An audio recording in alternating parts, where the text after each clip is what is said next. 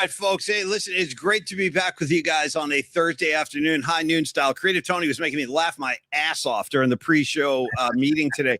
I hate it. It's almost like when Barry Bonds would like go into batting practice and hit like moon shots, man, like up to the top row of the bleachers. And then you're like, damn, I hope he's got something left for the game. And I kind of feel that way because Tony just had me freaking howling during the pre-show meeting that we do every day. And I'm hoping, Tony, we got enough bullets left to get through the show. Paulie, I just want to get through the show. I just want to get through it. Can we just get through the show? That was some of the funniest S I've heard. I really was. That was some of the funniest S I've heard in a long time, and we can leave it there. But anyway, it's great to see everybody today. And I want to let everybody know we had a great time on the night flight last night. Thanks again to Alex Simon, who's been a great ally of ours. I didn't want to say this and embarrass him last night, but if you guys remember when Tony and I first launched this show, that dude, Alex Simon, he wrote like a really nice piece about us. And it really helped us because it like let people in the Bay Area know like we're coming back and stuff. So anyway, great show last night. And I have two pre-show posts of the day to award today. We're going to double up, Tony. First one goes out to Ian Weiland,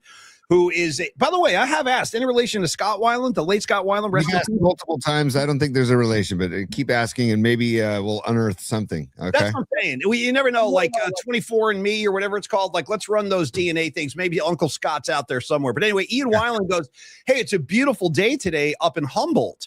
And I don't think I knew that Ian was a Humboldt guy. Or maybe he sent pictures of him on his deck in the freaking amongst the redwoods, dude. Up in Northern California. That. Yeah, I totally remember that. Like I'm trying to dig that up, but go ahead, keep going, Paulie. Go ahead. Well, I want to shout out all the good people of Humboldt County. That's like my spiritual home away from home. You know, for people that don't live in the Bay Area, your Arkansas Daves, your Sweet Mad Hatters, your Doug and Japans, your Ragses in Jersey, they might not know about the charms of Humboldt County, but Humboldt County, you guys, that's where they grow all the California kind bud. I mean, for real, they call it, you guys, not the Bermuda Triangle, the Emerald Triangle, my friends, the Emerald Triangle, and it's really beautiful up there, all the redwoods. So. Ian, very glad to hear you're chilling up in Humboldt. And Tony, what was the name of that school? Didn't you tell me once, like when you were playing college ball, you played a school? Humboldt State? No, dude, we played the Humboldt Crabs. It was I was playing summer ball, and we played a team called the Humboldt Crabs. And this is no joke. There were dudes selling eighths right behind our dugout. It was something I'd never seen before in my life, and this is no joke. This is my collegiate summers, the Humboldt Crabs.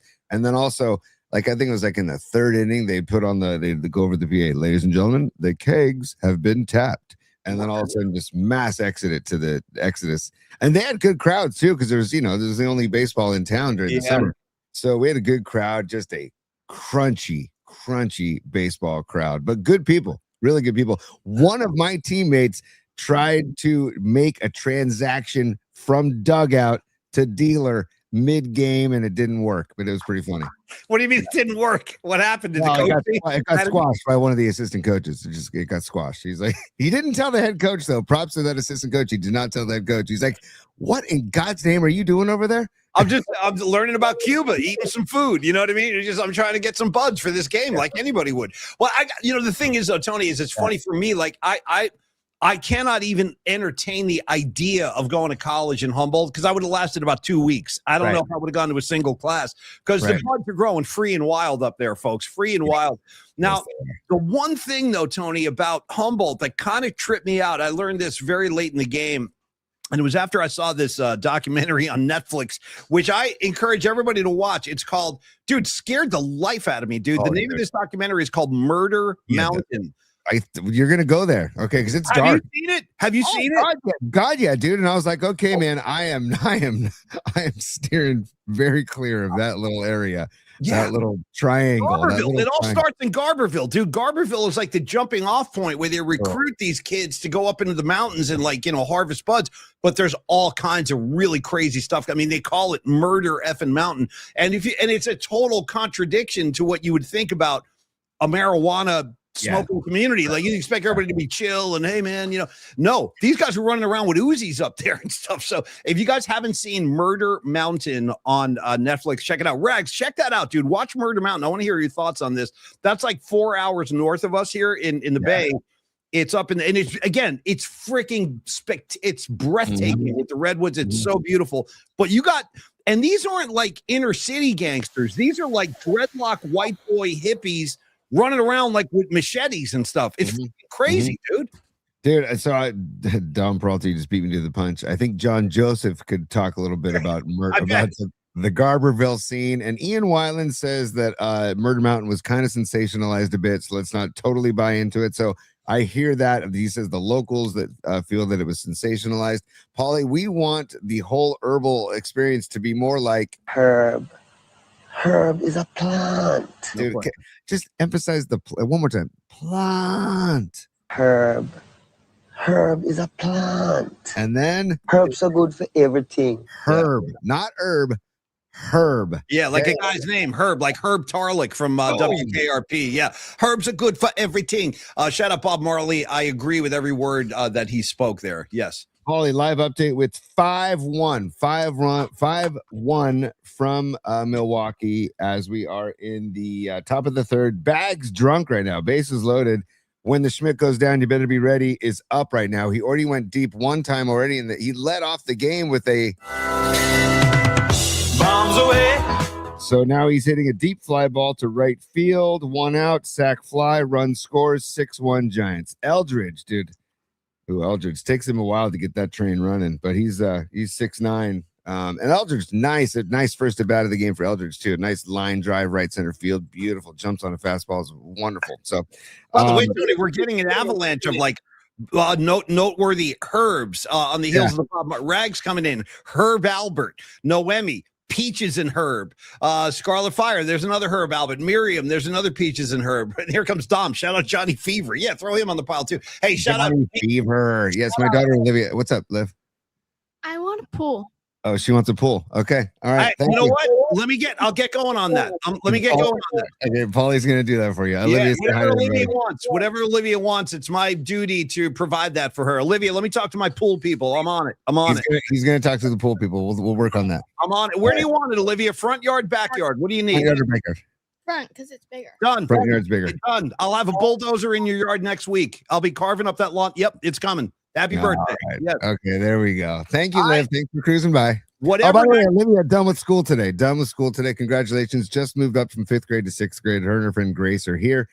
You wondering why the kids are out of school at noon on a Thursday? I don't even know if kids go to school anymore. Most of the week, they're just home hanging out. I mean, I don't even know if they go anymore. Dude, they got out of school today at 10 a.m. What is going on in the school system here? We have to go to school every day, like freaking, hostages, man. You know, dude, unbelievable. Yeah. So, hey, Paulie, I'm stoked we're gonna get a pool. That's awesome. And I got that. Let me take care of that for you. Let's have the first ever PMP pool party once I get home. Dude, tiki torches, kegs, you know what I mean? Music pumping. We could reenact the Chris Farley, Adam Sandler Saturday Night Live pool skit if you want. Well, that's about beautiful boys. That was that was Schmidt's Gay. It was it's not Schmidt's Light or Bud Light, like Bud Gay or whatever. Dude, one of the greatest things they've ever done on that show. That was just incredible stuff. Dude, freaking the dude, like that dude with the Adonis guy is getting out of the pool and Farley's like looking at him with his shades, dude. He flips the shades up and he's like, oh. See if you can find that, dude. With Van Halen, beautiful girls playing, dude. It's insane. I need it. Tony, give it to me. Schmidt's Gay, I think it's called. Stand by, dude. Hold on. Let's just see. A little comedy for your Thursday, folks, coming up. Courtesy of PMP. Let me make sure I can do this, dude. Stand Schmidt's Gay, Yeah. I'll take a Schmidt's Gay, please. Oh, boy. Here we go. Let's go. I mean, let's freaking that's me and you. That's me and you. I'm Farley. You're Sandler. That's us. Right there. Here we go. Okay, ready? Here we go. There. The guys in Speedos, they're chucking beers behind their backs like a no-look pass. Oh, look at that. Dude. Look at Oh my god! Oh my god! There's one more. There's one more area I wanted to pause it. Go ahead, dude. Right? No, right.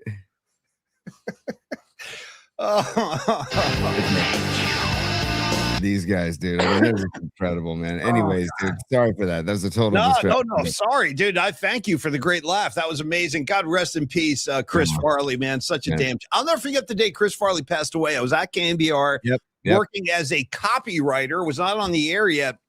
And that dude, that producer, I think he used to work on Gary's show. Remember Kevin Aseo, the producer, Kevin Aseo? Yeah. Gary be like, oh, Kevin Aseo's here, everybody. Look at Kevin Aseo.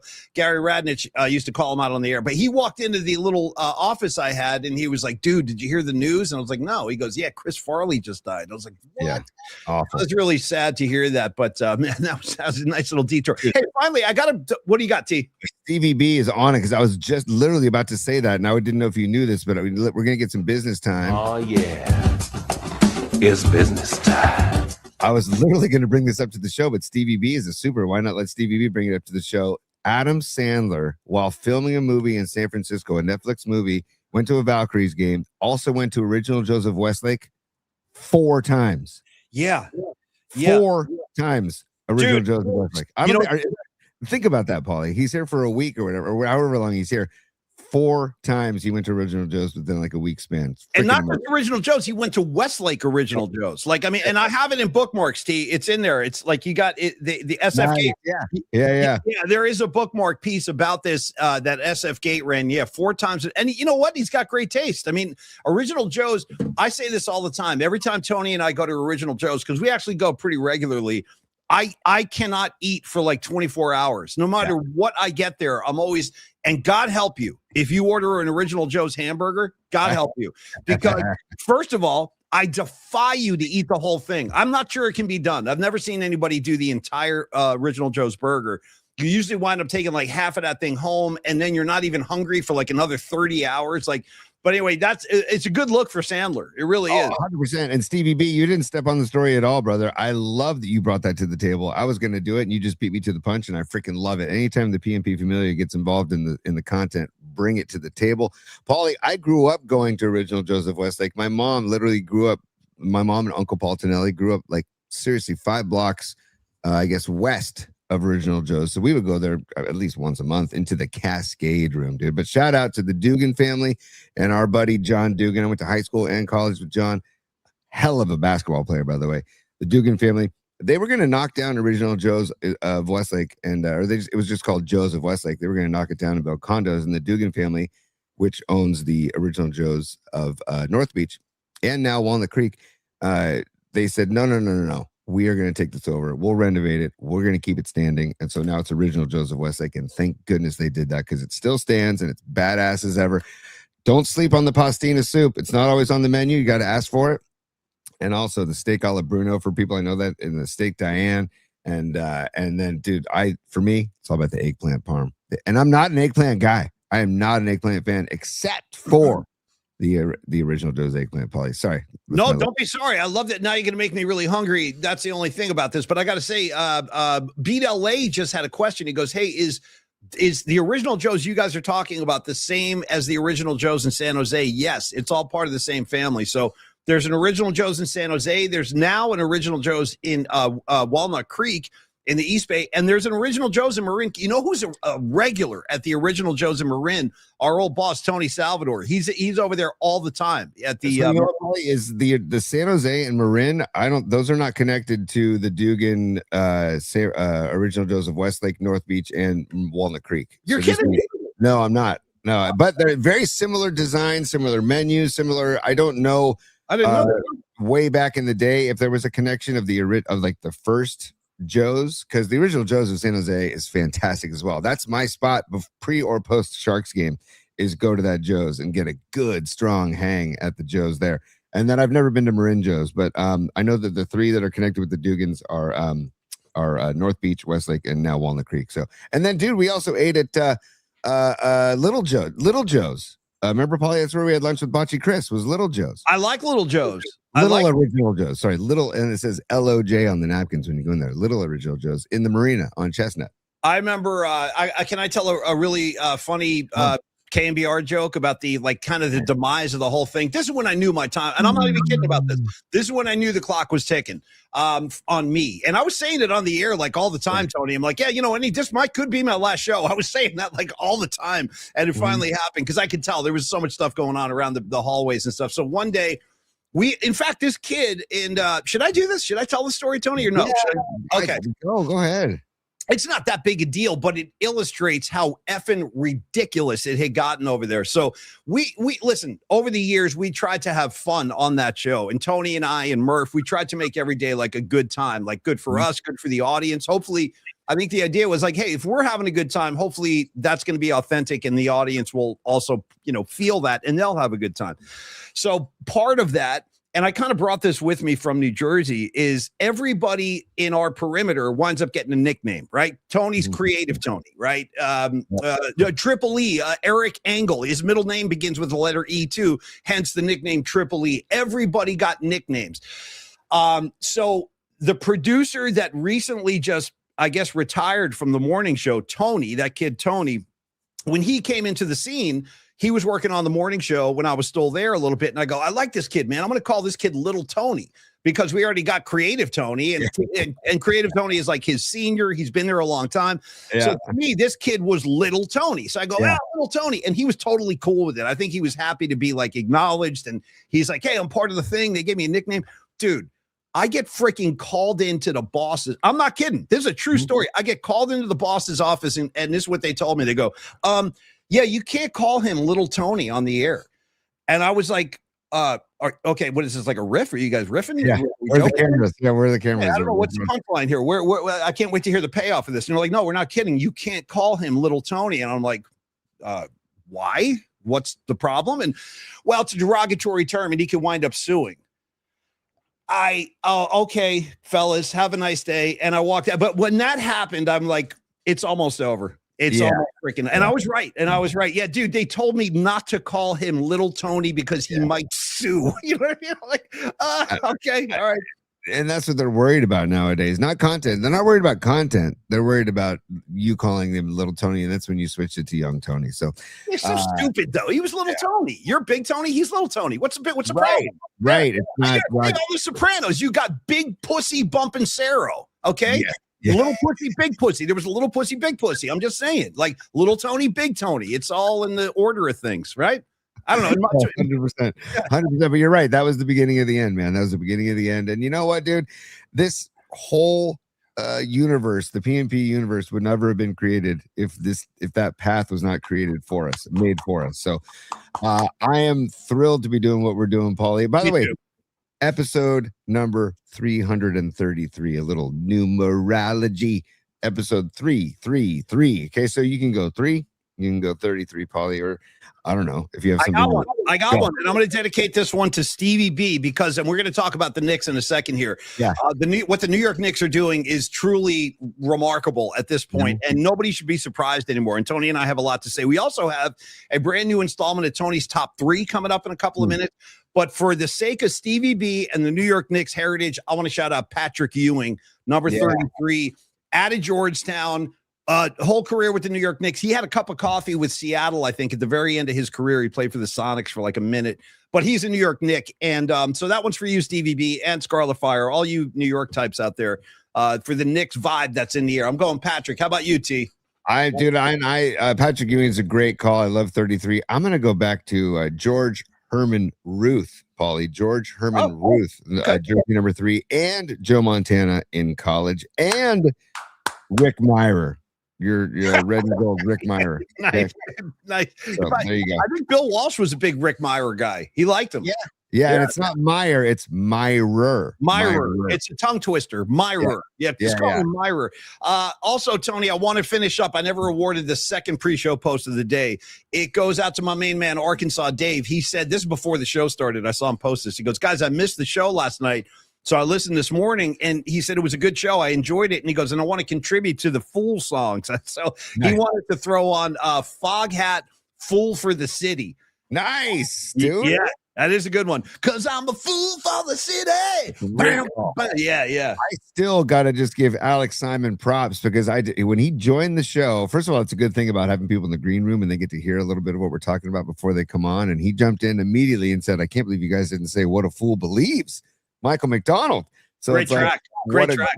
I mean, and I wasn't thinking, that wasn't on my radar at that moment. So props, dude, Tony, you know what I just remembered? We did a freaking Warriors song parody to What a Fool Believes. Remember that? When it was like, the Warriors have the power. Right. Yeah, dude. Oh, my God. What did we say for What a Fool Believes? What did we say for What a Fool Believes? I think it was one of those like kind of compilation songs we meant where it was like a medley of a few different things. But I do remember what a Pool believes. What a Pool believes. Jordan Poole. That's it. That's it, what dude. Noemi's saying. I didn't even remember that. Yeah, but the Warriors have the yeah, the Warriors have the power. Yeah. Yeah, you guys, and again, just to say it, just in case you've never. And by the way, hello, Juliana, Julie Bug. I see you out there. We're ready for you tomorrow, kid. Oh, let's go. Yeah, live from Portugal, Patty from Napa, Queen of the Scene, Miss PMP 2025. And by the way, there will be a new Miss PMP crowned this year at the Winter Frolic at the end of the year. That's like our final year-end blowout party. We will bring the new stash, man. We're going to crown a new Miss PMP. But until that day, Miss Patty from Napa reigns. And this is her sister, who is going to be guest sponsoring the music assignment tomorrow via Karen Bell. Thank you, Karen Bell. You're one of our favorites, too. Oh, that's so awesome. Yeah.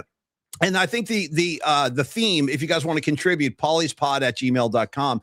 We're taking songs or bands or concerts where there was like a special guest with the artist. So nice. Here's an example. You don't have to do this one. I'm just giving you an example. Like Branford Marsalis sitting in with the Grateful Dead. That's the kind of thing we're looking for. Eric Clapton playing guitar with the Beatles on what's his name? Well, I think it's While My Guitar Gently Weeps. Clapton's playing act, like stuff like that, where you got a guest sitting in with a band or an artist. That's all. Was it Janet Jackson sitting in with Justin Timberlake, or Justin Timberlake sitting in with Janet Jackson with the nip slip? Was that? I don't know. I wasn't ready for that. I don't know. You know what I'm talking about? I think JT was sitting in with her gig. I think. Okay. But by the way, Tony, if you want to talk Janet Jackson, you want to talk special guests with Janet Jackson, you're not ready for this, but here it effing comes, dude. The Rhythm Nation album, right? What's it called? Rhythm Nation 1814 or whatever. What's it called? Like that. We are a part of the Rhythm Nation. And by the way, the sample is Sly and the Family Stone. Let's not forget that. The sample. But dude, I back it, dude. I back it. I own that. It's a good record. Yeah, I got that record. It's good. Yeah. By the way, a total side note, but with Diana Rossini and the whole Vrabel thing, I was thinking about this over the weekend. The whole Dirty Diana song by Michael Jackson takes on a whole new meaning, and we got it dedicated to Diana Rossini. That's all. Just a little side note, because I'm still just ticked off about that whole thing. Paulie, proceed. Okay, so I was just going to throw this out here, Tony. I don't even know if you knew this one, but the song on that album, it's kind of a guitar-driven rock tune called Black Cat.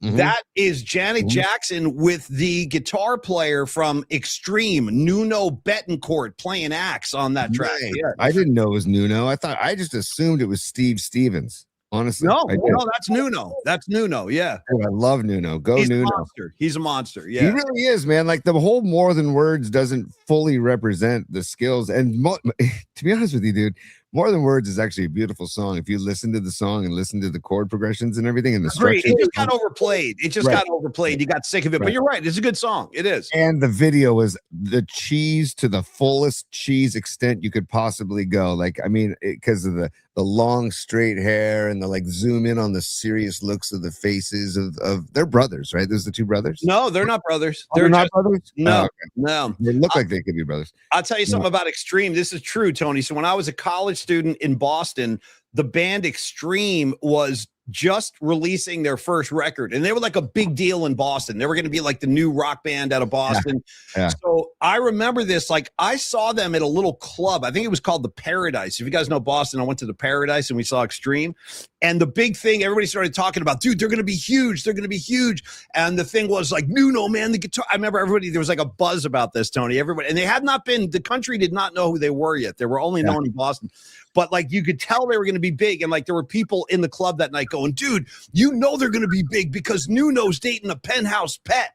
And everybody was like, oh, okay, I guess that's it then. That's success, right? So yeah, Nuno was dating a penthouse pet before they shout out Penthouse, rest in peace, right? They don't make dude, the Penthouse Forum, dude. Shout out the Penthouse Forum. Dude, erotic literature. Let's talk a lot. I mean, you don't listen, don't sleep on erotic literature. I used to read the letters. Come on, man. I read them. I definitely read Penthouse Forum. 100%, dude. Stand by, Paulie.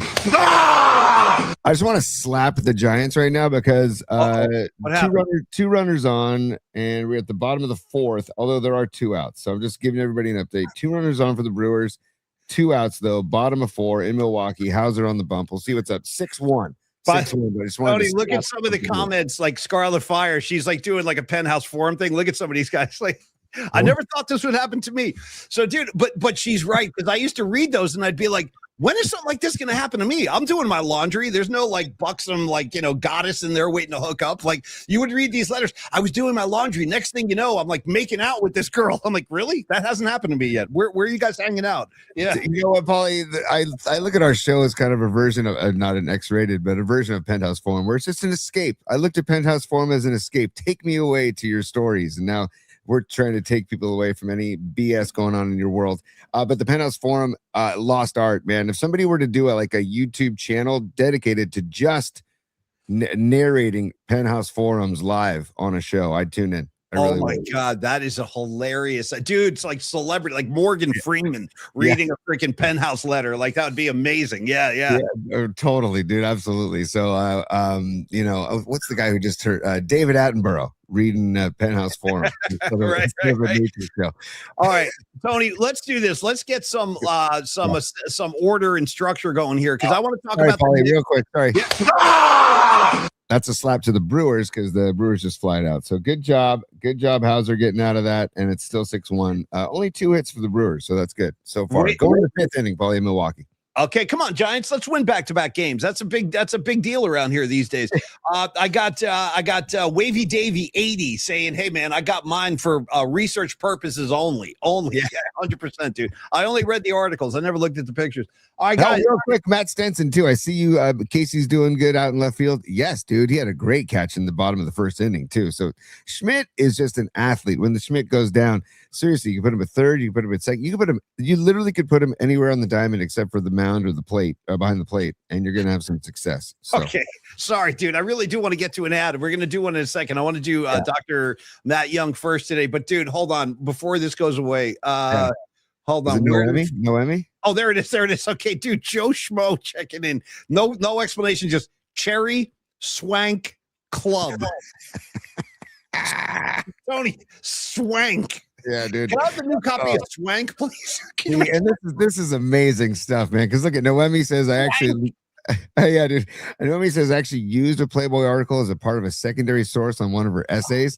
Sweet Mad Hatter says, Joe Cool is saying to Sweet Mad Hatter, got to dog sit for a neighbor when I was in 7th grade. Here we go. The dude had a stack of Playboys in the garage. Dude, yeah.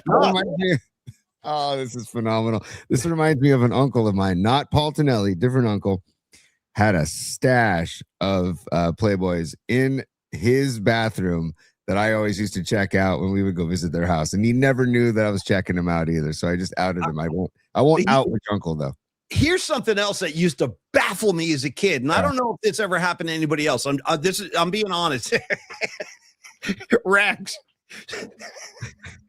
Screw magazine. Can I get the new copy of Screw, please? Imagine walking up to the counter. Yeah, I need a Swank and a Screw. Thank you. Yeah. Incredible. Tony, when I was a little kid and living in San Francisco, I used to get my hair cut on Clement Street. I remember my barber was like on 4th and Clement or whatever, and my mom would like walk me over there. Yeah. Like I'd be sitting there, and dude, I'll never forget this. This is in the 70s, right? I'm a little kid, and I'd be sitting at the barber shop, like waiting for my turn.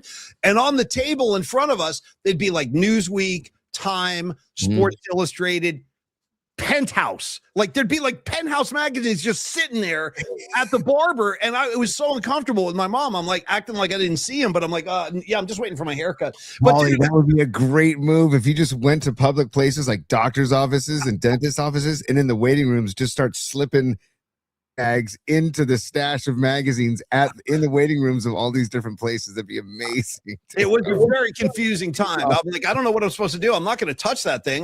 My parents are sitting here, but it was really weird that it was so like out in the open, out in the open. Imagine if you did, Paulie, you just picked it up and opened it up, sitting next to your parents, and hey, Dad, you seen this? Yeah. Dad, check this out.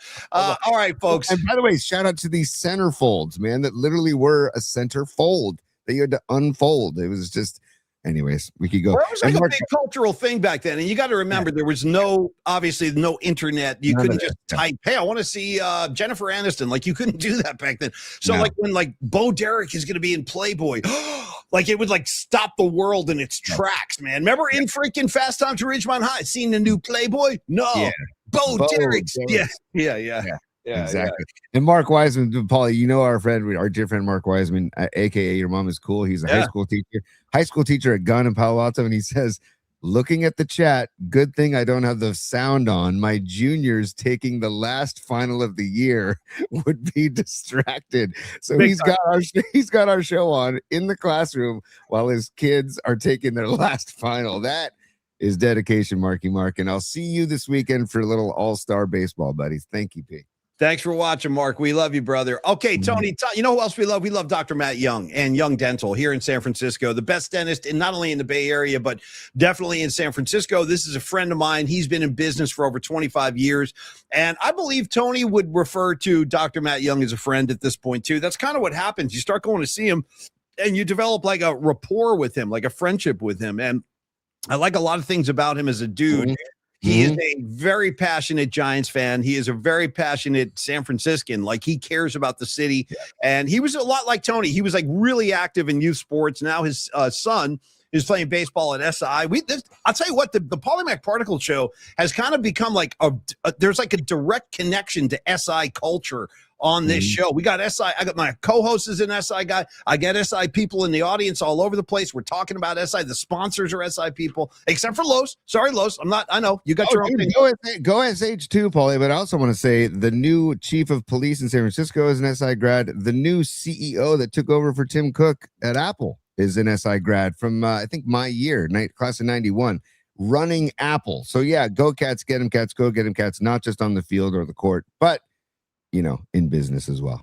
Who's the new police chief? I didn't hear. Who is it? I forget his name, but I know he went to SI. Let me see. Let me get his name. Paulie, stand by. Yeah, Derek Liu. Derek Liu is the new police chief from what client we see it doesn't say where, but he's from the Excelsior, dude. Come on, man. And by the way, Scarlet Fire jumping in saying not only that, the fire chief of San Francisco is also an SI grad. Yep. What are you going to do? Go Irish, go Cats, go Reardon Crusaders too. Reardon just got a kid to transfer. He's like top 100 basketball players in the country. Nice. And he's transferring to Reardon next year. I don't know his name, but I saw Bonte Hill going nuts about it on Twitter last night. I'm like, oh, here we go. Is Reardon, I always screw this up and I should know this after all these years, but I always fumble this and say the wrong school. Kevin Gogan, was he a Reardon guy? Kevin Gogan was SH. He was SH. Screwed it up again. Yeah. SH. Okay, that's Los D school. That's Los D. And Los D is a motivational speaker to the Fighting Irish of Sacred Heart. But I would always say SHIT, Sacred Heart Irish Team. That was one of our cheers back in high school. Okay. But anyway, shout out Kevin Gogan. He's a San Francisco product. And you want to talk about a mean SOB on your offensive line? Oh my God, dude. Kevin Gogan, you better steer clear. I'll tell you what, Tony, I don't think you were with me a couple of years ago. He was at one of the Dwight Clark events we did. Yeah. The guy, he's like a grizzly bear walking around. He's freaking massive. And I was like, oh my God. I just was like, hello, sir. I was like being ultra polite to him because he's a scary dude, man. Kevin Gogan. Anyway, sorry, Dr. Young. Yes, let's get back on Kevin Gogan. Let's put Kevin Gogan in front of Myles Garrett. Let's bring maybe Kevin Gogan. That's the kind of guy you need taking care of. He'll just punch him right in the throat. Kevin Gogan would do anything to stop a pass rusher. And Dr. Young, stand by. But I will say I watched a great Brian Baldinger breakdown on social media the other day of him. He took basically all of the snaps between Myles Garrett and Trent Williams last season. And Trent held his own, man, as a future Hall of Famer will do. Garrett got to Purdy a few times, but it was after Purdy let go of the football. So it's like, he's going to get to the quarterback at some point. You just got to contain him until Purdy gets rid of the football. But Trent Williams did his job. And I think he got one sack. One was 23 sacks, by the way. 49ers as a team, 20. Paulie, proceed. By the way, I forget who said this last night on the comment line, but somebody said, and I think it's a very good idea, and I think it's very accurate, that you'll probably see George Kittle staying on the line to help block his ass now that we got to deal with Garrett with the Rams, and I think he'll be part of that too. They'll probably double team him and stuff. Sure. And give me some pass rush for the love of God. I want to talk also, Tony. Remind me to talk about Fred Warner calling out Brandon Ayuk. I want to come back to that later on today. Warner calling out Ayuk. That's a thing. Okay. Anyway, Dr. Matt Young. He's treated Tony. He's treated Tony's entire family. He's treated me. He's treated my wife, Liz. He's treated Escobar. He's treated Dom. I don't know if Dom's been in yet, but Dom is going any day now if he hasn't gone yet.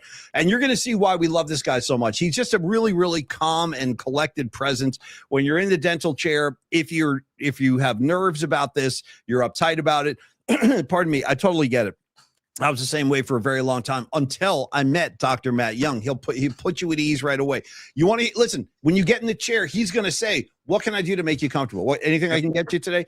And you could say something like, yeah, man, Tony was like, give me some Jack Johnson on the headphones. But if you're like John Joseph, you can go in there and be like, you know what? Give me Judas Priest's second album. I need to hear it while you're working on my mouth. He'll do it. He'll be like, Judas Priest, stand by, coming up. So the point is, he will give you the headphones. He will do whatever it takes to relax you. You want to listen to a ball game? I have done that in his chair. I'll never forget. Tim Lincecum pitching against the New York Mets, a day game. I had that on my headphones for one of my appointments years ago. And then there's just all the great work he does. And he offers all the dental care you can think of across the board: cleanings, fillings, implants, veneers, orthodontics, emergency care. The entire staff down there. Tony loves the woman Joyce, who helped him out a lot, getting bad dudes out of Tony's mouth. And then, of course, if you are on the verge of needing an implant procedure, implant surgery, implant restorations, where they totally, replace and refresh your teeth, Dr. Matt Young is one of the best, if not the best at that in the entire country. He's the American Academy of Implant Dentistry. He's the president of that organization. He lectures around the country about his method. So reach out to Dr. Matt Young, start that relationship, and start getting your smile all cleaned up. I'm telling you, Tony, flash those teeth. Show everybody. Yeah, see, I'm drinking some coffee right now, so there might be a little tint, but I've got the whitening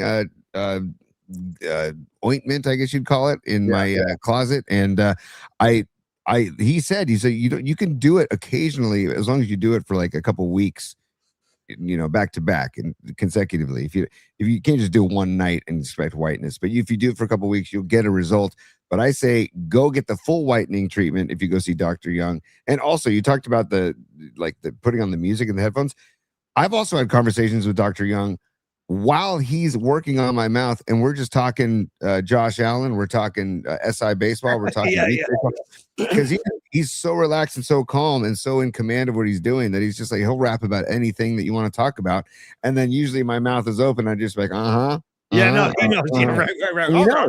He just knows to ask yes or no questions, and we carry on a conversation. It's a dental examination that is actually enjoyable. That's all you need to know when it comes down to it. He makes the the dental experience enjoyable. And again, they're open 6 days a week till 7 p.m. on weekdays, till 8 hours on Saturdays, 8 a.m. to 4 p.m. Get in there. 415-392-8611 is the phone number, or email them info@youngdentalsf.com. Well said, Tony. And thank you, Dr. Young. You've been a great friend and a great partner on the show. And by the way, I just want to shout out Creative Tony's pipes right now. Your pipes are sounding amazing. Maybe it's the new gear you got. No, for real. Like, your pipes sound extremely rich. And I've never been crazy about the sound of my own voice, but I do like the sound of your voice. It's very hi, I'm Creative Tony. It's very deep and bassy and rich. So I just want to say you sound really good today, man. Dude, I remember Barry White, dude, doing the I'm just trying to cut a spot, Tony. Trying to cut a different spot, Tony. Yeah. Amazing Barry White outtakes, man. Paulie, hey, I'm gonna commandeer the show real quick. Go. Do you want to go? Do you want to do Tony's top 3?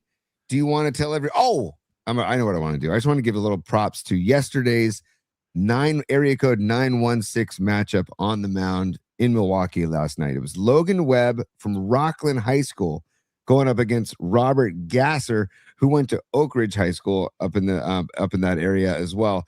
FP Santangelo also attended Oak Ridge High School, so he was given props. And I'm like, you know what? We got to spread that love about the 916. A 916 area code matchup in Milwaukee. Got the last laugh with the 1-0 1-hit 7-inning win for the Giants, which they needed badly. He was a stopper last night in the best way possible, Paulie. But I thought it was cool that all the way out in Milwaukee, there was a 916 matchup on the mound. But do you want to go Tony's top 3, or do you want to do a musical assignment reminder, or we can do a few bookmarks? Your call. Geez. Okay. Can I talk Yeah. Knicks? I want to talk some Knicks too. Well, Tony's top three involves Knicks. Okay, well then let's go Tony's top three, because I believe it or not, I actually have a lot of really interesting kind of stats and numbers about these Knicks, and I want to share them with everybody as this series is unfolding. Game 2 tomorrow night. Knicks win last night. They win by 10. They were trailing by 14 in the second half. That's what this Knicks team does. They are really, really hard to kill. They've won 12 straight. By the way, absorb this.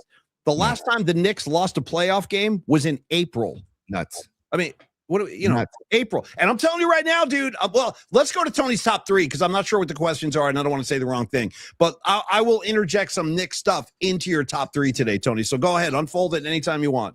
All right, stand by, Paul. Tony's top three. Tony's top three. Tony's top three. Hey, Tony, do you have access to the photograph of Rags doing the hand signals? I don't have a photograph of Rags. I have the actual hands. Yeah, give me see the hands. I want to see it. I've never been able to do that, but I just want to see it. Yeah. Yeah, it's right there. There you go. So it is what it is. Before we get to top three, though, and by the way, I love that Rags. I do too. That is pretty badass. Rags invented that himself. So great. I still can't do it. I don't even try. I'm not. But before we move on to top three, we were talking about Kevin Gogan, and I feel the need to just share this to remind everybody. You talk about somebody that the line needs right now. Look, you remember this Sports Illustrated cover, Paulie. What I love about that is it's during his time with the 49ers. He's wearing his Niner jersey right there. And I felt so good knowing that he was in front of Steve Young for those years, because I'm like, that's the kind of guy you need protecting Steve Young, a Hall of Fame quarterback. And that's true. He'll bite your leg. He'll kick you in the nuts. He would do and he did all of those things. He was a dirty, nasty SOB, and he's the kind of guy you love having on your team. Dude, I mean, look at that. By the way, imagine for that photo shoot. Hey, Kevin, so we're going to bring you in. You're going to come in and wear pads and gear. We're going to put eye black on you. We're going to make it look like you've gone 3/4 of an NFL game. And then we're going to have you pretend like you're biting the leg of a D lineman. Right. You cool with that? You cool with that? And he's probably like, yeah, let's go. Giddy up. So I thought that was pretty funny. Go Gogan for life. Go SH. Go Fighting Irish. Paulie, Tony's top three. Okay. Number one, because you brought the game 2. You brought up the Knicks Spurs, and Wemby with his worst performance of the postseason so far in game 1. So that's interesting. So number one in top three, we talked about how the Knicks needed to get at least one in San Antonio to really, take away the home court advantage and really take charge of the series. Is game 2, is it a must win for the Spurs?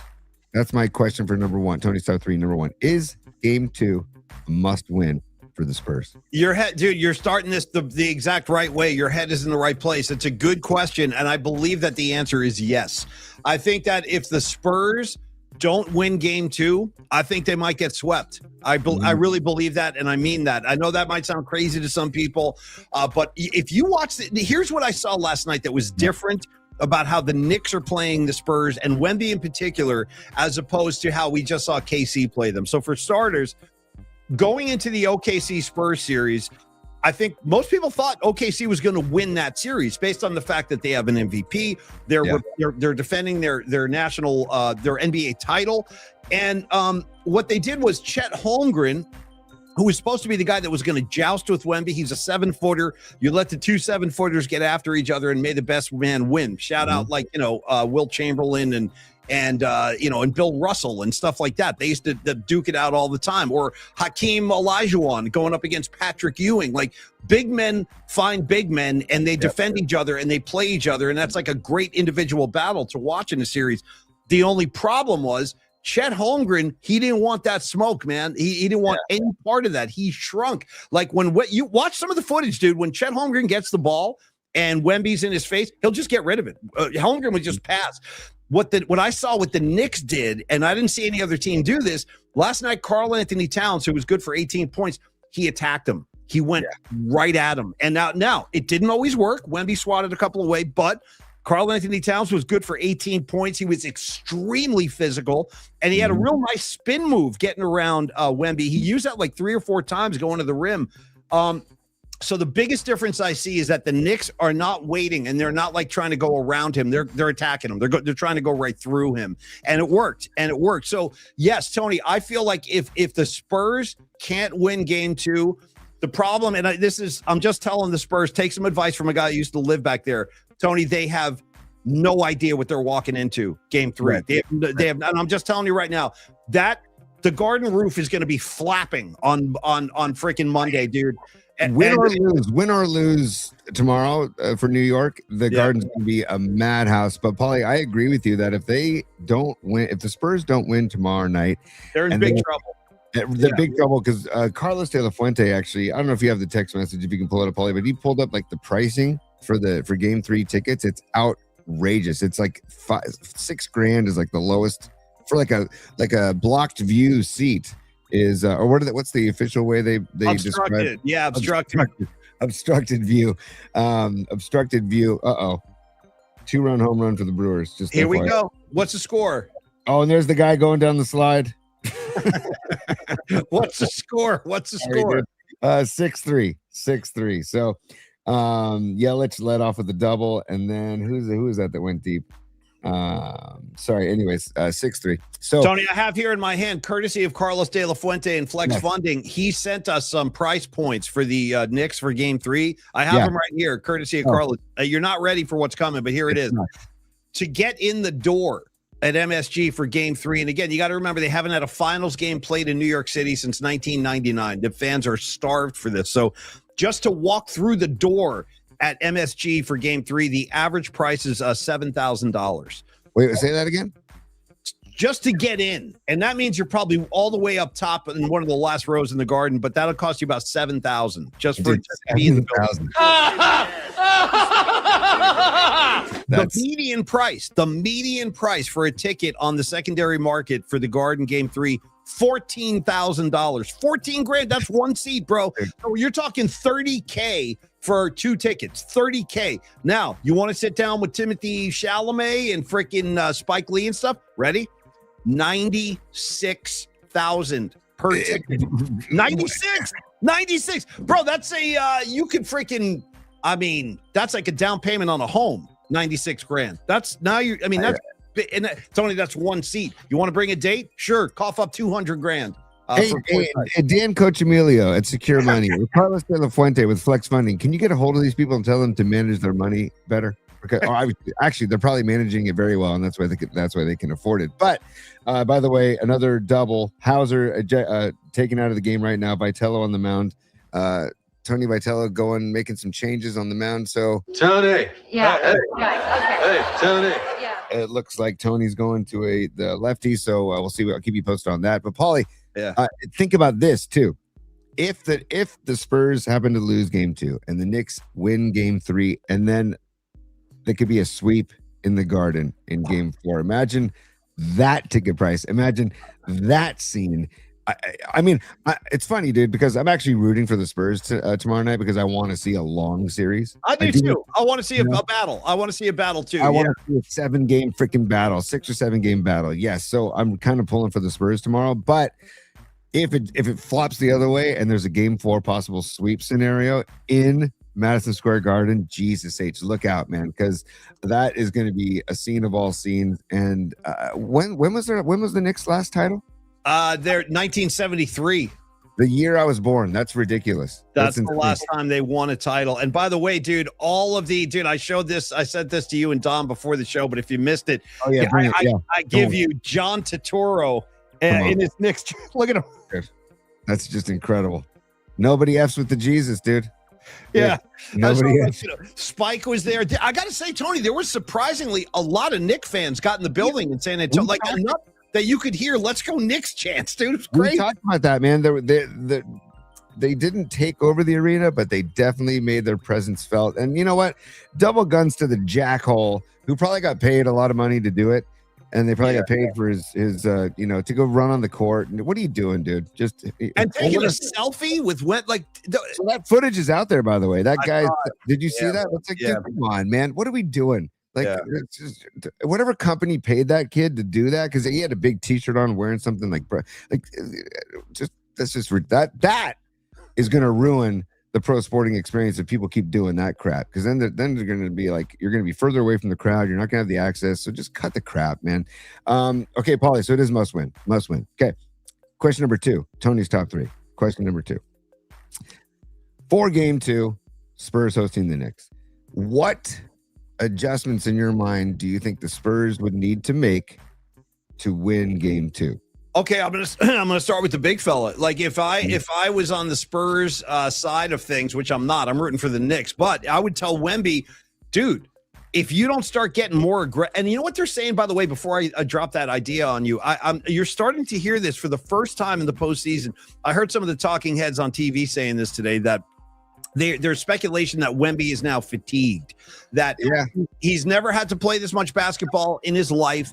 And let's be honest, that OKC series, that was a hard-fought 7-game series. Like 6 of those 7 games were street fights, and they were really hard-fought. So maybe there is some fatigue with Wemby, but whatever the reason, he was not aggressive enough last night. Like the one thing with Wemby's game that kind of puzzles me is how much of the game on offense he spends out on the perimeter. And yes, he can hit threes. I know that. I saw him hitting threes last night. But I think he does most of his real damage down low in the paint. And I think he needs to get down there a lot more. So my adjustment would be, Wemby, when you get that rock, start posting fools up and take it to the rim, dude. Take it to the rim. They can't defend you. But you could see in the OK series, Tony, that he doesn't like the physicality. Wemby does not like getting banged around. Same with Holmgren, though. These big, tall, thin guys. Thin guys. Yep. Do not like, especially if you get midsection jabs in on them, dude, but there's nothing protecting them. Really, nothing. Right.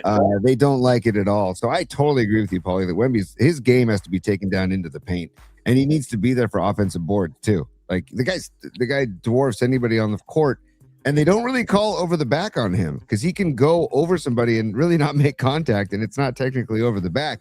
Yeah, he's not touching him. So he needs to play the game in the paint and then stay in the paint to get the offensive boards. And then, like, I feel like they can't try to play the transition game with New York because of what you're talking about with the fatigue, Paulie, and how many games they've played versus how few games the Knicks have played. Right. But the Knicks, I'm sorry, finish your point. No, this is good. Go ahead, T. Yeah, I feel like the Spurs need to slow it down, actually. Yeah. And because fatigue is a factor. And I think you're right about that. I think about the whole team. They've played a lot more basketball than the Knicks, and the Knicks also had a very long rest compared to what the Spurs had to do to advance. So I think you got to slow it down and can't play the transition game because the Knicks are just going to run it, man. Brunson's going to run that show, and they're just going to keep. And I think the Knicks are going to try and put the pressure and keep the pace going, right? Keep it fast moving. So I can't believe I'm this excited for a Spurs Knicks. I am too. I'm very fired up. No, I think this is a series that a lot of people have become interested in because the Knicks are such a great story, and Wemby is basically the new face of the NBA. Like when Steph, LeBron, Kyrie, that whole generation of players, Westbrook, Harden, all these guys, when they finally kind of bow out of the game, it's going to be about Wemby. It's going to be about FGA. Like these are the guys now. So Wemby is the face of the league. He's about to inherit that throne.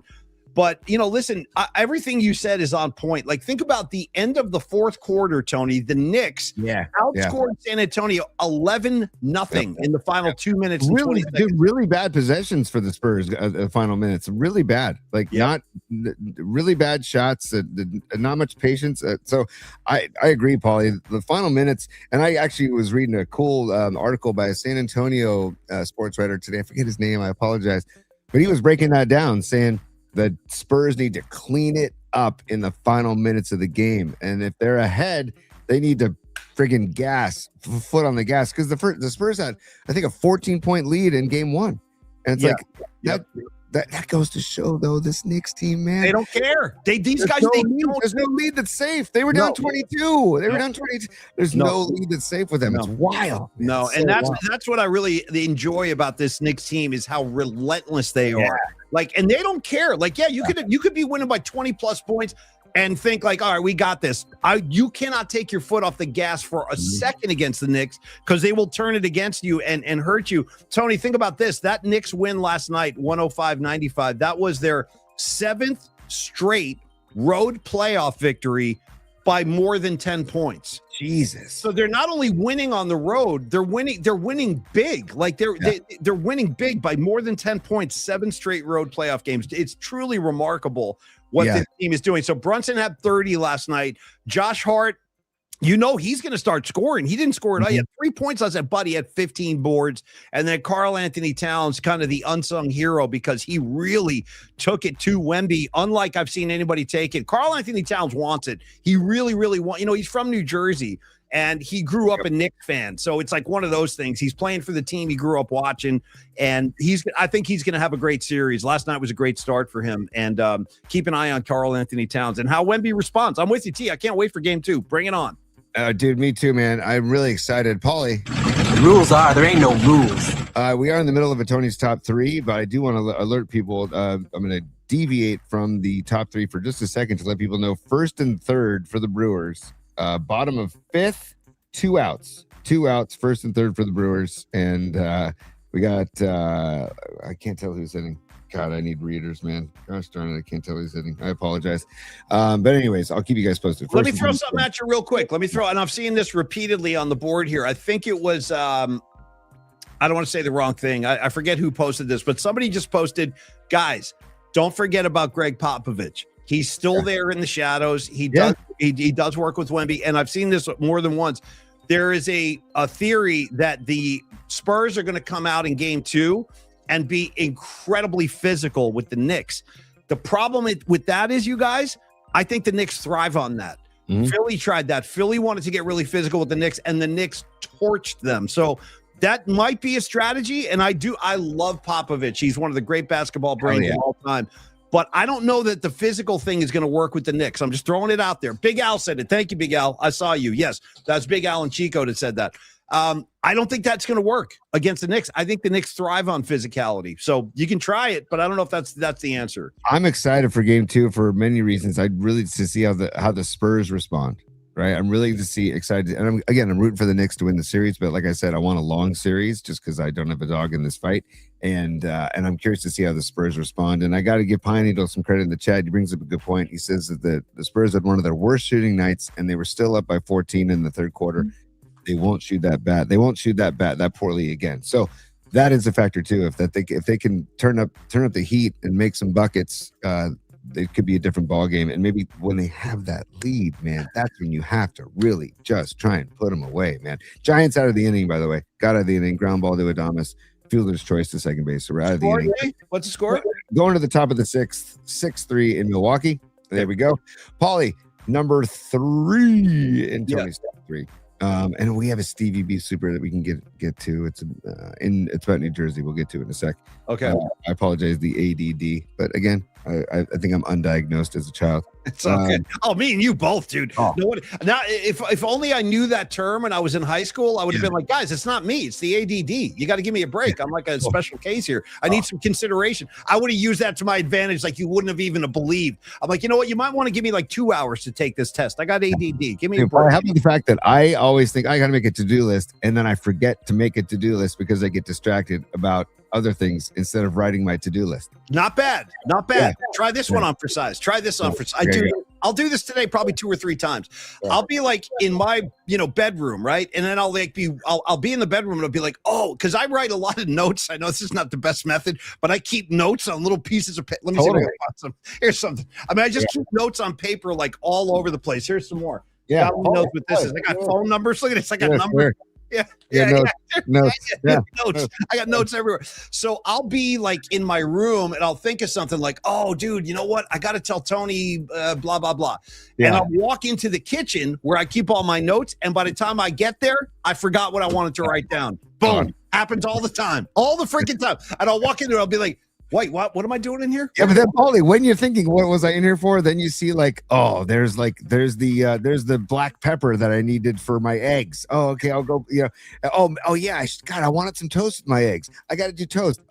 So it's a whole deal. So it's not good. It's not good. I'm gonna say it's just a trait with the creative types like me and Tony. Like our brains are always. I kind of mean that, like, because our brains are revving all the time with ideas, and I go, oh, I got to write that down. But I forget get 50% of the stuff. That's the problem. 100%. And that's why the show lists, we never get fully through a show list. And that's why it takes us a long time to We've get been through working on this top 3 for like 25 minutes. Yeah. And also, this is why people like Dominic Peralta, people like Neil Donardi, people like Patty from Napa are so key and so valuable for people like Paulie and I that keep us on track. Because sometimes there's, that's like when Paulie and I do take a road trip together, we stay on the highway, but we might stop off here. We might just check. Oh, let's check that. I mean, Megan calls me the king of the long cut because I'd love to just check things out when we're on the road. Yeah. Like, can we just get there? When you're by yourself, Tony, take any turn off you want. But when the kids and I are with you, can we just get to our destination? Get me from A to B without, I don't need a bunch of detours. You know what I mean? Hey, but I'm just being honest. I'm just being honest. Right. Yeah. And there's so many things that you could check out, like, I don't know, for 5 minutes, but then the 5 minutes turns into 20 minutes and then you're toast. But again, dude, I do regret it, dude. Because again, like in math, I still have no idea how I got through any of my math. I don't know. I don't know how I did it. I mean, I know I didn't get good grades, but I got good enough that I got through it. But now it'd be like, all right, Paulie, Mac, what's the square root of 347? I'd be like, I don't know the answer, but it's not me. It's the ADD. That's the thing. So you got to give me some special consideration. I would have used that dude like a freaking like a sword. I would have wielded that. But anyway, we didn't have that term when Tony and I were growing up. Paulie, this is a little twisted, but I'm going to go there because I trust the P&P Familia. They're not going to judge. Yeah. Have you ever taken Adderall? I haven't, but I know what it does. It's for like attention deficit, right? Right, for ADD. Yeah. I took it once in Vegas at a casino for speed. I think it's like people. Like I don't know what it is, but I took it for kicks. Somebody had it, and I'm like, kicks. Give me a couple of those. Yeah, I'll try it. I was out of my mind. I was like, in what sense? What do you mean? I kept saying to people, like, I cannot believe they prescribed this to kids, because the way I was like, I don't know. It was wild. It's hard. You might have had a stronger dosage, though. You might have had like I don't know. I don't know what it was, but I was like, okay, never again. Number one, and number two, I cannot believe that they prescribe this for kids. But it must affect kids differently than it affects adults, maybe, or something, or different dosage or whatever. But it was wild, man. So no need for you to check out Adderall in the future, Paulie. Just FYI. No, I'm good. I like my ganja. I'm happy with the herb is good for everything. It's like a cure-all for me. I go right to the ganja. Everything. Oh, I stepped on you. Hold on. Herbs are good for everything. And Scarlet Fire, she knows her S. She says kids, what'd she say? Kids metabolize it differently. So that makes sense. Hey, shout out Maddie Stenson, Dead Kennedy's hyperactive child. No question. Hey, and by the way, Jello, get well. I heard Jello's having some health issues.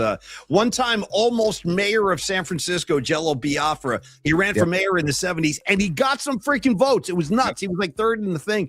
But anyway, get well, Jello. I heard he's having a hard time right now, so I hope hope he improves. Okay, Tony, let's get out of this top 3 because I got to do it. Number 3 too. Yeah, number 3 also in Beta LA checking in. She says, but kids that truly have ADHD, it actually mellows them out. It's a whole pharmacodynamics thing. So well said, Beta LA. Are you in the medical field with that kind of terminology? I'm impressed. I really am.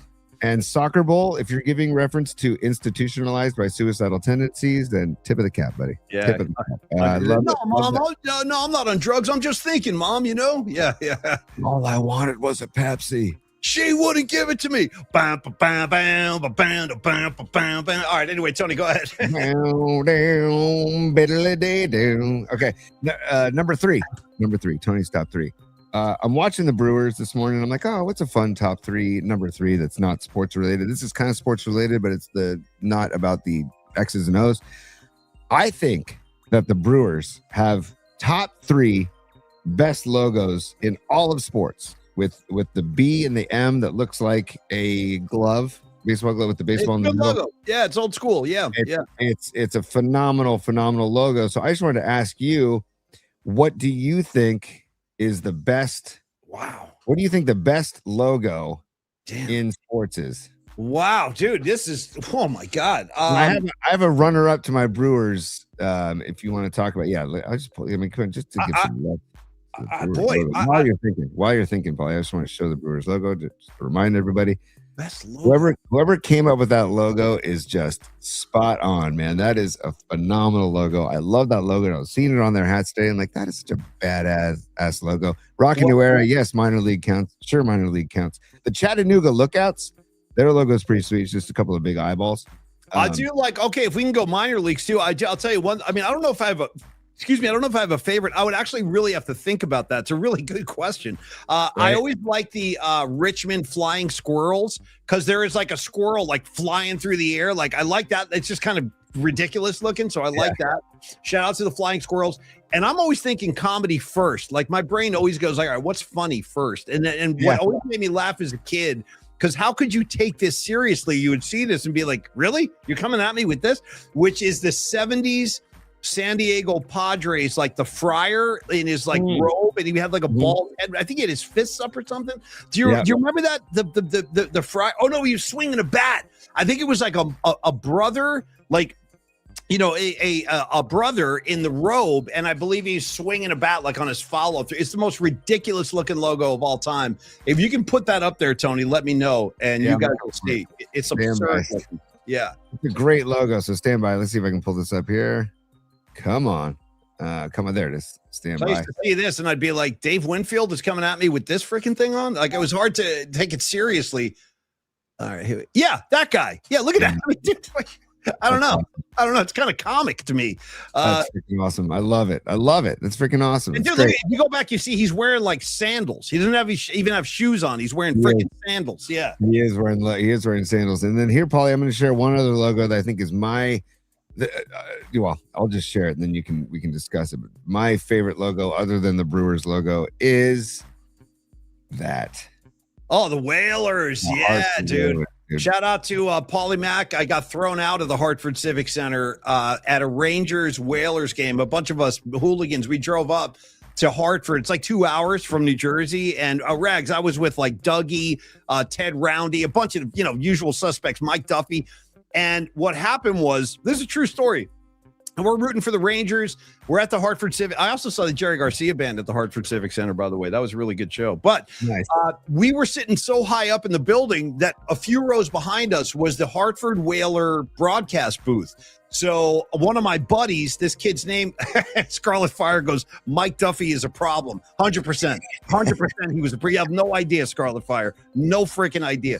But my buddy Ted Roundy, in the middle of the game, and we were just pounding beer. We were like 22 years old. So my buddy goes running up to the booth, and he asked Gordie Howe for an autograph in the middle of the game.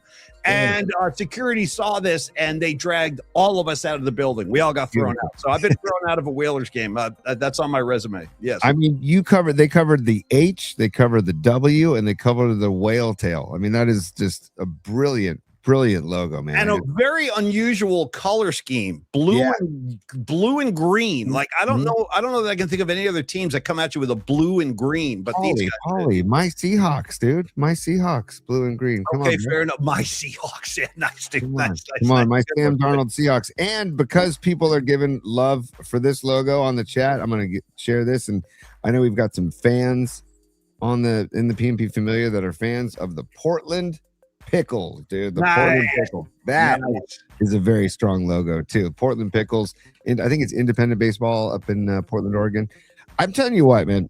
Portland, Oregon would be a very good baseball town, like an MLB town. I really, truly believe that.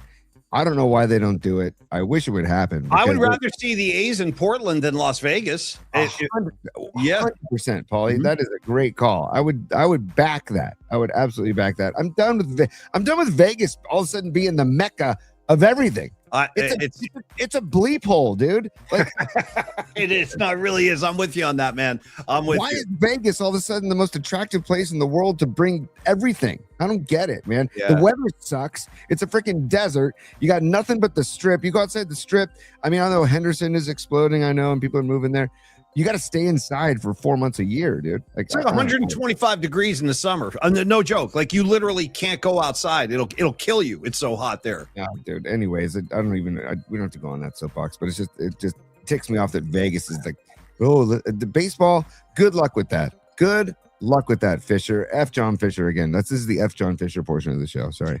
Tony, I want to take this moment and a very good top three today. I enjoyed that. It's been too long. Nice. I want to do a quick word about Tom Stack Realty and Coldwell Banker Realty. This is our buddy Tom Stack. We had him on the show on Tuesday. We love Tom Stack, man. Really great guy. And again, Tony and I have been operating with this operative mode for years, which is surround ourselves with better looking dudes and it'll make us look better. That's my theory. I don't know if it works, but anyway, I know the ladies love Tom Stack. That's why I said that. And he's got that charm. He's just got that whole kind of Tom Stack charm he brings to the equation. But he's damn serious about selling houses, and he's damn serious about putting you in the proper house for you to play. Yeah, there he is. Look at Stack right there. He's got his Grateful Dead shirt on with the hat. Yeah, the charm of another SI product, by the way. Another SI product sitting right here. He goes back to the 70s with like Paul Tinelli and that whole crew and stuff. I bet you those guys, dude. I always feel like the kids that went to high school in the 70s must have been so far beyond like what we were, because every generation gets a little lamer. You know what I mean? Yeah. Like I look at the kids today and I'm like, really? You guys have no idea what used to go on, dude. These kids are reasonably well behaved today. We were a bunch of wild animals when I was a kid, and I would assume that Tom Stack probably was too in his day. But listen, he used to work for the Grateful Dead. He worked for the Dead for like 20 years doing merchandise, and he took a lot of that kind of acumen that he learned about just dealing with people and how to make business deals work and stuff. And he took that, now he applies it to his real estate career. And he's been doing this now for over 20 years. Tom Stack's had over 20 years of experience as a realtor, and he's working with Coldwell Banker right now. The La Marinda corridor is his real hub, and Tony will tell you a little bit more about that in a second. But just think about the basic idea of, if you're watching the show, listening to the show, excuse me, man, my throat's a mess today. If you're listening on Spotify or Apple Music, or you're watching on Instagram or Twitter or YouTube, just know that, think about it like this. If it's time for you and your family and your spouse, your boyfriend, girlfriend, whatever, you're like, you know what? It's time we start thinking about looking at houses. That means it's time to call Tom Stack. He's going to give you the proper guidance and assistance to make the whole experience as pain-free as possible. And he's going to work. This guy works his ass off. There was a couple times I tried to call him a couple of weeks ago, and he was like, dude, I'm buried all day. I'm showing houses. I'm buried all day. So he really works really hard, and he doesn't rest, or he doesn't feel good until he finds the right home for you. His motto, his slogan for his business is, he's going to treat you like a rock star. And he does know how to do that, given his time in the music industry. Then just Tom Stack, the man, very active in the Lafayette community with the Lafayette Art and Wine Festival every September. Usually draws over 70,000 people. I've been out to that. It's a lot of fun. The Freestone Peaches have played there at the Lafayette Art and Wine Festival. It's a big deal. He's also a 20-year member of the Lafayette Chamber of Commerce. So the idea is, you can see he really cares about people, cares about the community. Reach out to Tom and start that conversation today. Just say, Tom, I'm thinking about buying a house, but I don't know what to do. Help me. Tom will take it from there. 925-878-9964, 925-878-9964, or you can email Tom. It's tom.stack@cbnorcal.com. And just tell Tom, like, hey, I don't have any experience doing this. It's the first time I'm doing this, if that's the case. And he's going to treat you really, really well. He's a good guy. You can trust him. It's Tom Stack with Coldwell Banker Realty. Thank you, Tom. You are the man, brother. Dude, Tom, again, I talked about, Paulie, you did the nuts and bolts. I want to talk about, like, people that have experienced Tom Stack, have been through the Tom Stack experience, and are now people that Tom calls friends. And we talked about the La Marinda corridor, Lafayette, Moraga, Orinda, but also the greater East Bay, like Walnut Creek, Pleasant Hill, Oakland, Alamo, and Martinez, all these areas, Concord, that he also covers. And he also knows real estate agents all over the greater Bay Area. If you need a referral, Tom can help you out. So I want to read you. Let me think if I can. Yeah, this is Nicole and Anthony in Walnut Creek. Okay, this is Nicole and Anthony in Walnut Creek, and this is a testimonial for Tom. They say, we were so lucky to find Tom as our real estate agent. My husband and I were first-time home buyers, and one of our friends recommended Tom to us. He started by talking with us and learning what we really wanted. He took time to drive us around the area and describe the different neighborhoods to us. Besides his professionalism, the other thing we love about Tom is his honesty. He would tell us the real pros and cons of each location, and he even stopped us from putting an offer on a house located near a problem that we did not notice. That's very similar to Carlos de la Fuente, where he will not do business if it's not the right time for you. And so he said they started looking in mid-June. Tom helped us find our house in mid-July, and we closed escrow in 3 weeks. We're amazed that he helped us find a home that we love within 2 months in such a competitive real estate market. Without him, we would not have found our dream home. Nicole and Anthony in Walnut Creek. So the proof is in the pudding of all those testimonials. Tom Stack is the guy. We love Tom. You saw him on our show on what was that? Was that Tuesday? Tuesday, yeah. Tuesday. Yep. Saw him on our show Tuesday, and if you really want to get a taste of Tom's personality, go check out that show on Tuesday. He's such a great dude. He is such a passionate guy and loves what he does for a living, and it comes through in his relationships that he's built. So Coldwell Banker Realty, 925-878-9964. That's 925-878-9964, or email tom.stack@cbnorcal.com. Thank you, Tom Stack. Always a pleasure, my friend. All right, Tony, final moments of the show today. I'm going to ask you a question just to review real quick and get set up for tomorrow. So Juliana, who is the sister of Miss P&P 25, Queen of the Scene, Patty from Napa, PFN, we call her hashtag PFN, Patty from Napa. Her sister is in Portugal, but that doesn't stop us, man. She's going to join us as a musical segment sponsor. And if you would like to be a sponsor in the future, just know we would freaking love to have you guys. We love bringing as many of our audience members on the show. It's really one of the only chances we get to do that. So pauliespod@gmail.com. Pick a date on the calendar. We do it on Fridays. You come in. You dictate the terms. You say like, hey, I want to do Led Zeppelin, or I want to do Janet Jackson, whatever you want, man. You're in charge. That's the idea. And we will play along to your rules. But tomorrow it's Juliana, and she is going to be asking for bands or artists or concerts where there have been special guests. I mentioned Nuno Betancourt playing with Janet Jackson as an example. So dazzle us. Have some fun with this, Tony. I don't know where I'm going yet. I'll give it some thought later today. Yeah, I mentioned Justin Timberlake with Janet Jackson and the nip slip of the Super Bowl. So it could be that as well. And I'm just joking, kinda, but it's a guest appearance during a show. So it could be that as well. I always feel like they really clobbered Janet for that. And I felt bad for Janet Jackson. Like she was like under a lot of criticism for that. And meanwhile, the jackhole who tore the thing off her walked away scot-free. Totally. She didn't do that to herself. Timberlake came over, tore the piece off, and nobody said a word about that. So I always felt bad for Janet in the aftermath of that. I thought she took a lot of heat, made me feel bad. It did. Dude, it's Janet, Miss Jackson, if you're nasty. Paul. Dude, 100%. All you nasty boys. Dude, I'm a nasty boy's head. Nasty boys don't mean a thing. Fwent. All you nasty boys. Come on, Tony. That's the way Love Goes is a great track. It's a smooth groove. I don't know. She had a lot of good songs, man. I feel like Janet doesn't get enough love in the Jackson household, in my opinion. So more love for Janet Jackson.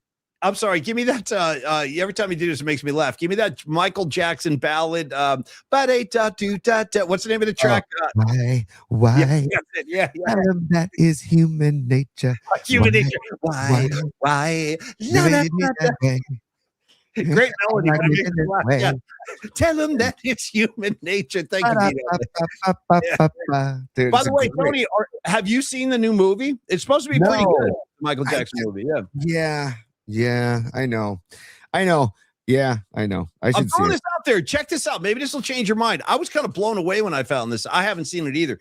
But the guy who made that movie is the director. Forgive me if I mispronounce this guy's name, but I'm a fan. I think his name is Anthony Fuqua. He's the guy that made Training Day. He made all those Equalizer movies with Denzel Washington. He does like a lot of action movies, like real stuff like that. Nice. But he did the new Michael movie, so I trust that guy. His work is always good. Yeah. Okay, yeah, it's fair. I mean, I basically just need to let myself get taken away because I don't know, like the Marley movie. I tried to start watching it. I'm like, I just can't. That one's not going to work. I saw that too. But Marley is such an authentic personality that the guy was fighting a losing battle from the get-go. Like there's no way anybody could try to be Marley. Like we've showed the interviews on our show, and you hear the sound bites. Like I appreciate them trying to honor Marley, but it's especially to try to do it in 2 hours. And I feel the same about Michael. And I'll give it a shot. I got to give it a shot. If anybody in the familia has seen it, let us know. I mean, I've heard it's good too, Paulie. I think Escobar Cheeks III saw it and said he really liked it. But I got to tell you this, Tony. I feel like with Bob Marley, the thing about this, because I watched it, I wanted to like it. I'm like, cool, because I'm always up for learning more about like Bob Marley, Peter Tosh, Ray. I'm like interested in that. But I watched this movie and it was like a Disney. It was like Disney. It was way too feel good. Yeah. And Tony, I don't even think they were allowed to use any Bob Marley music. So you didn't like hear the music. Peter Tosh was never mentioned. Never mentioned. How you could not mention Tosh is so wrong in so many ways. And whatever. I appreciate the effort, but go watch any documentary. You can search them on Amazon Prime or I don't know about Netflix, but some of the providers have good Marley documentaries or go read Catch a Fire, the biography, the Bob Marley biography, Catch a Fire. I cannot recommend it enough. It is so incredibly well written and so good. Chris Blackwell, the guy for Tough Gong Records, there's a lot about him and the relationship with Marley. Did you know Chris Blackwell, Tony? Did you know that Chris Blackwell also, he's the guy that discovered and signed U2? Did you know that? Yeah. The The guy knew what he was doing, man. That's for damn sure. And I got to give love to the chat to our main man, Carlos De La Fuente and Big Alan Chico. They're mentioning Janet Jackson's Pleasure Principle, which does not Pleasure. It sounds like a strip club. I'm going to the Pleasure Principle. By the way, shout out to John Joseph, and he goes, guys, where's the freaking Ozzy Osbourne biopic? You know what? I think they're making it. I think it's happening. Because I saw a couple headlines about Jack and Sharon, the son and his widow now. God, widow, Ozzy's widow. I hate saying that. But Sharon Osbourne, that they're looking for the guy to play Ozzy right now, and God only knows who that's going to be. But get the guy from Dirt, from Motley Crue's Dirt, the guy who played Ozzy in Dirt for Motley Crue. Who is also, this blew my freaking doors off when I found this out. He did a great job, by the way. Yes. And that guy is the actor from Righteous Gemstones, dude. He's the guy who plays like the gay construction guy. If you haven't seen the show, trust me, I know it sounds crazy. He played like the gay you're right. Yep, boyfriend of the son, and who was always walking around shirtless, like putting up construction projects and stuff. That's the guy who played Ozzy. It's hard to believe it's even the same guy. But yeah, I don't know his name, but he was really good as Ozzy. He was good, man. And that scene, the pool scene, go see Dirt. If you guys haven't seen Dirt, go see Dirt. Is there any chance you could bring that up real quick? I'm trying to right now. With Motley Crue. True story, by the way, snorting ants. That happened. Well, that's the photo I was just trying to find, Paulie. And I found, here we go. There's a little love for it. Yeah. That's it. That's Ozzy Osbourne snorting ants, folks. True story. He's wearing Sharon's dress, by the way, when he comes down to the pool. He's wearing Sharon's again, the origin story behind that is when they would go on tour, Sharon would try to keep Ozzy out of trouble and prevent him from getting drunk and going on these binges. So she would take all of Ozzy's clothes out of the hotel, so he had nothing to wear. So he would say, "All right, fine, I'm putting on." So he'd put on Sharon's dresses and just go out drinking, wearing a dress. In fact, he would say, shout out to the San Antonio Spurs, when Ozzy Osbourne famously got arrested for urinating on the Alamo, which he did.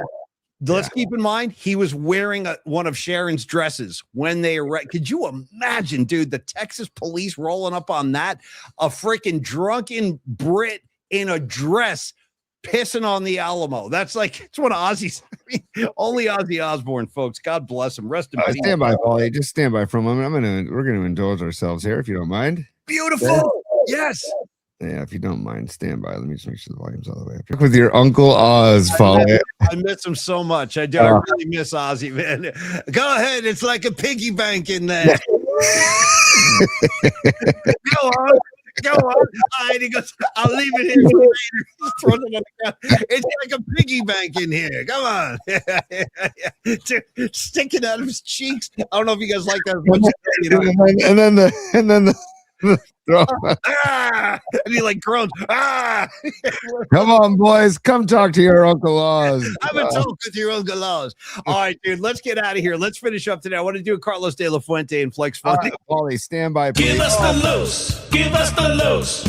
Long. Give us the loose. Give us the loose. Give us the loose. Give us the loose. What load would you like?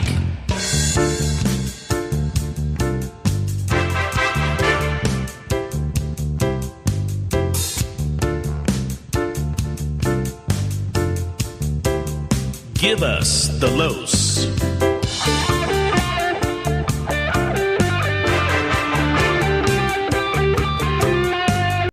Oh, God. Good jam. Good jam. So good, man.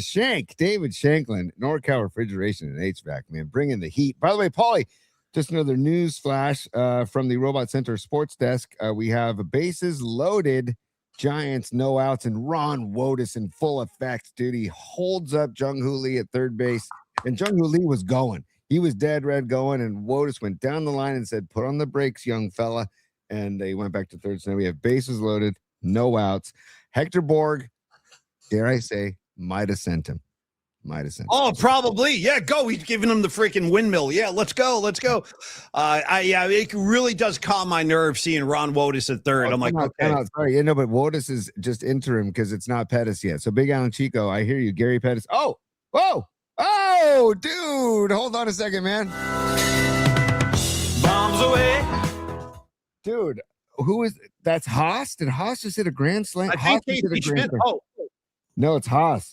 Okay. Haas just hit a grand freaking salami. Is that Haas?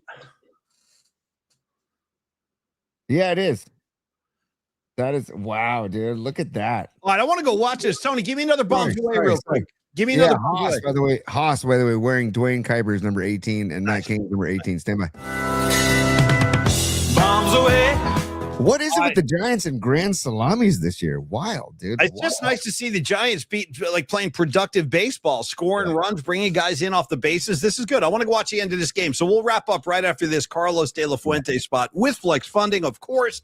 Listen, we love Los. He's a contributor to the show. He has, without a doubt, become friends with us. I mean, Carlos is like a guy we enjoy hanging out with, man. And I had only met Carlos one other time prior to starting this show, and now we're boys, man.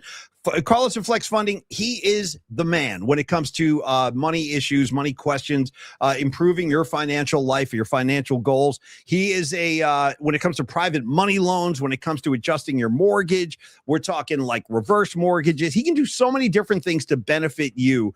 And again, you can trust Carlos, as the artwork says. Carlos is a very trustworthy guy. He's like old school like that, man. His rep is on the line when he takes on a new client, and he's not going to damage his rep. He's going to give you the best service possible. And you can call Carlos, have that like preliminary discussion. Just get acquainted by calling 925-250-4894. Pardon me.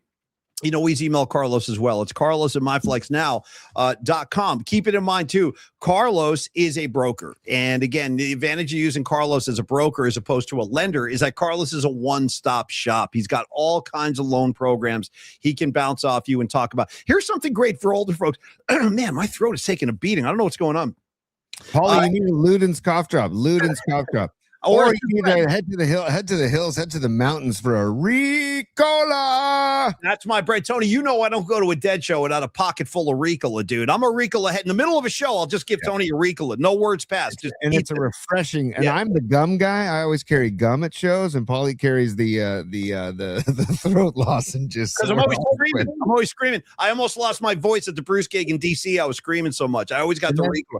Paulie, then we can rely on, I forget his name, you'll help me out, on a gentleman behind us to be rolling guns and then handing them out on a cafeteria tray. Gabriel, dude. Gabriel. Rolling guns. He got our entire section baked, and there was like a cloud hanging over. He would just like roll guns, point at you, and just hand it to you. Remember that? Or he would roll guns, and then he had the cafeteria tray, and he'd hand me the tray and say, hey, you mind just passing this around? Just pass this around. Just go walk the tray around. Like a pound of grass on that thing. And he was really like looking around. He'd look back like 3 or 4 rows and be like, you. And he would like pass this to that guy. And he was like, pass it. I'm not kidding. This happened at a dead show Tony and I went to. This guy got the whole section baked. And also shout out to Jeff Winkler, a.k.a. Winks. He doesn't go to shows without a pocket full of nerds. Remember those little candies he eats? Nerds. Yeah, nerds. Shout out nerds. By the way, nerds, cut the crap, man. Just stick to your original nerd candy. Now they got these nerd gummy rolls and these nerd, the kids bring these things home, and I'm like, just what are we doing? Anyway. Yeah. Back to Carlos De La Fuente, though. Maybe he eats nerds at shows. I don't know. You got to ask him. But anyway, Carlos is a one-stop shop for all your financial needs. And again, he can do reverse mortgages for seniors. This is great. Now, all of us have parents that are getting older, or older aunts and uncles, grandparents, some of you, if you're still lucky enough to have them in your life. So Carlos can do a reverse mortgage for seniors, and that means they won't have mortgage payments for the rest of their life. That is freaking awesome for older folks. So talk to Carlos about how he can improve your financial reality. He can handle all financial matters related to real estate mortgages, and that means residential and commercial. So think about how Carlos can help you today. If you already have specific goals in mind, tell Carlos about it. And again, if you're like John Joseph, you're a little bit removed from the Bay Area. We got people up, Ian Weiland, he's up there in freaking Humboldt, man. Know this, Carlos is licensed in California, meaning he can help you regardless of where you are in the state. It does not matter. As long as you're in California, Carlos can do business with you. So thank you, Carlos. Love you so much, buddy. And I hope to see you soon, brother. Sorry, my daughter Olivia is asking me for something in the house. I apologize. But Paulie, 27 years in the mortgage industry. That's all you really need to know about Los, man. 27 years helping people in these experiences with their mortgage. And dude, the guy, like, he's made a career on word of mouth. Like, he's not a part of a big bank. He doesn't spend a crap load on billboards or marketing campaigns. He relies on word of mouth, on doing a good job, on taking care of his clients. And then those clients tell people, and that is how he has been so successful in the industry. And that right there is probably one of the biggest barometers you can use, is how has this person survived in the industry? That is how Carlos has survived and maintained and succeeded and excelled in this industry, is by word of mouth and doing such a great job of taking care of his clients. And that's what Carlos does. He's a one-stop shop, and he truly cares about taking care of you and helping you make the best decision possible. And if it's not the right time, he's not going to force it down your throat. He's not going to make it happen because he might need whatever the transaction. He's going to make sure he's going to take care of you. And it's way, way more than just a business transaction with Los. So give Los a call or email him, but we highly recommend the phone calls. You can get a vibe with Los, and then of course you're going to meet him in person, and then it's all gravy, because when you meet Los in person, it's all gravy, because the guy's going to give you a bear hug. I'm a big hugger, so is Los, big hugger, and he's just going to take care of you. So give Carlos De La Fuente a call at Flex Funding, because we love Los. Any loan questions, 925-250-4894, 925-250-4894, or email Los, carlos@myflexnow.com. And final word of the show today, Tony, I recommend all of our friends in the audience that want to do business with Carlos, do it just like Ozzy. Just put the check between your cheeks. You walk over to Los and you go on. It's like a piggy bank in there. And I like when the old lady's looking at him and he goes, okay, I'll leave it there for later. He throws it on the ground. You can have it later. He goes, lifting up the gown. Can we get that one more time, or is it out of reach? Yeah. No, please, God, help me.